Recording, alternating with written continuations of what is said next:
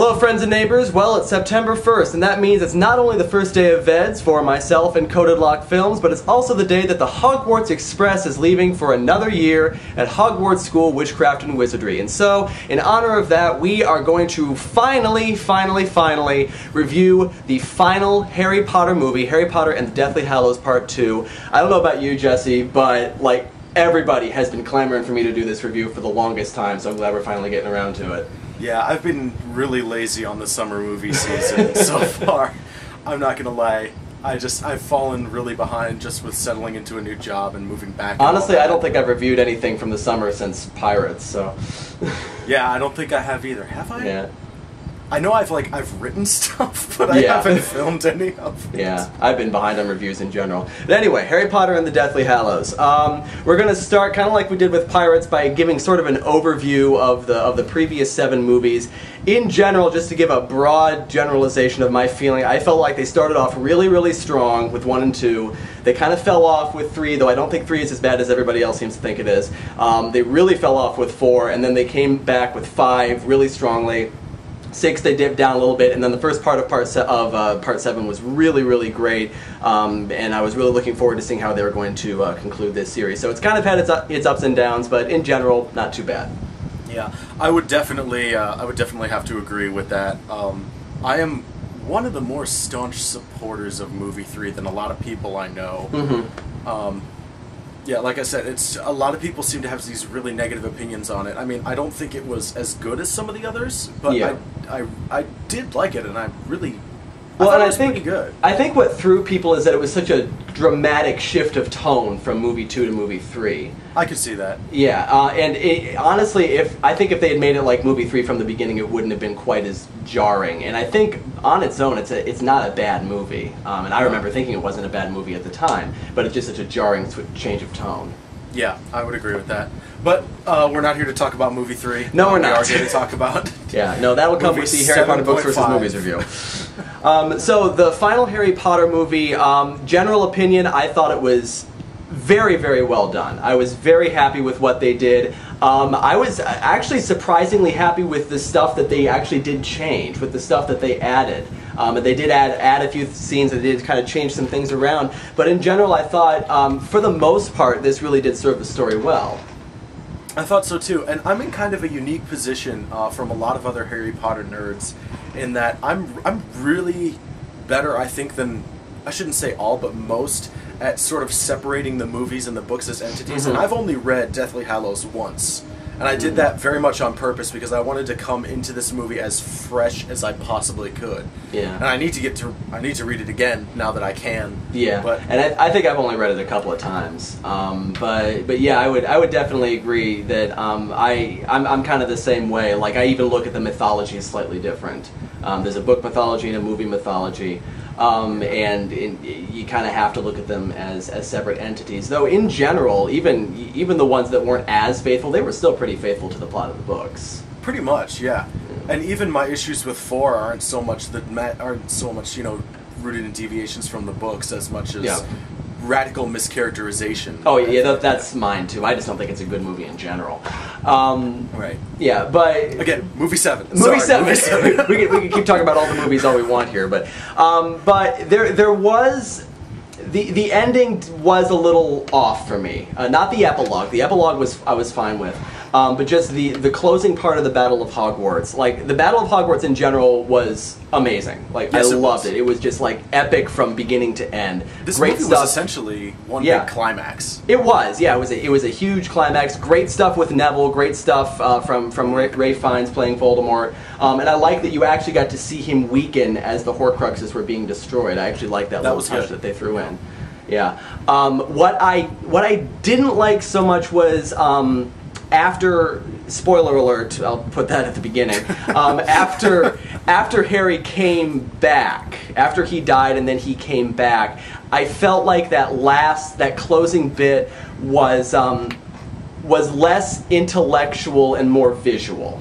I felt like they went more for the eye candy side of it, and as a result, it actually went on a little bit too long. Which part are you referring to as the closing bit again, specifically? After Harry comes back from the dead, and they're at the point where they're trying to destroy the Snake and Voldemort at the same time. Right. And Voldemort and Harry are basically chasing each other around the castle and all that sort of thing. That I just felt like went on for a little bit too long. And another thing that kind of bothered me was that, and this is more of a pragmatic point, but Harry and Voldemort were alone when Harry finally killed him, and so nobody actually saw him die except Harry. So I'm trying to picture the scene afterward where he walks back into the castle. I killed him, guys. He's dead. I'm like, what? Rick? No, he's dead. Really? Yeah. Yeah. But I mean, those are really Oh, man. That sounds like just some amazing outtake of some kind. You killed him? Yeah, I killed him. They're all still tossing spells at each other. The Death Eaters are still trying to get. He's dead. Guys, the Dark Lord's dead, guys. Yeah. But yeah, it's one of those things where you kind of have to look at the missing scene because they don't show that bit where he comes in and tells them. So you kind of have to fill in the blank on your own. But honestly, those are really minor things, and in general, I felt like it really closed off the series really well. Yeah, Go ahead. I feel like this movie did what was really a lot about sort of recreating the moments that made the fans go yes in the book. A lot of movies are like that. Yeah. And, I mean, you know that if they had not put in "Not My Daughter, You Bitch" into that movie, then the fans would have just stormed. I thought her delivery of the line was kind of weird the first time I saw it. I don't know, maybe it's just because I wasn't the way that I pictured that line in my head, but it was very subdued. Yeah, it's more cold than angry. Yeah. I actually kind of like that play on it. And I do have to say, just name a few people. Maggie Smith was wonderful. Jason Isaacs was wonderful. Absolutely. Alan Rickman, probably the best acting I've seen him do. And I will say this, and I'll mention this in my Books versus Movies review too. Alan Rickman actually made me feel sorry for Snape. Like, I never actually felt sorry for Snape reading the books, but Alan Rickman, the way he played that part in all the movies, not just this one, he actually did make me feel some sympathy for the character of Snape. Oh yeah, it's genius. And I believe, I could be mistaken about this, but I believe that Alan Rickman was one of the few people that J.K. Rowling actually, told about the ending of the book. And it was just worked very closely with him on the characterization and how to play Snape, and it just. Alan Rickman had knowledge of his character beyond what books were published at the time. Yeah.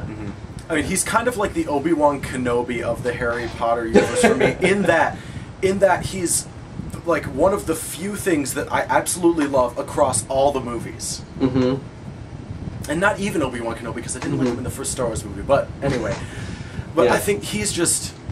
He's absolutely sublime. Yeah, he's consistently very, very good in his characterization. He's Alan Rickman.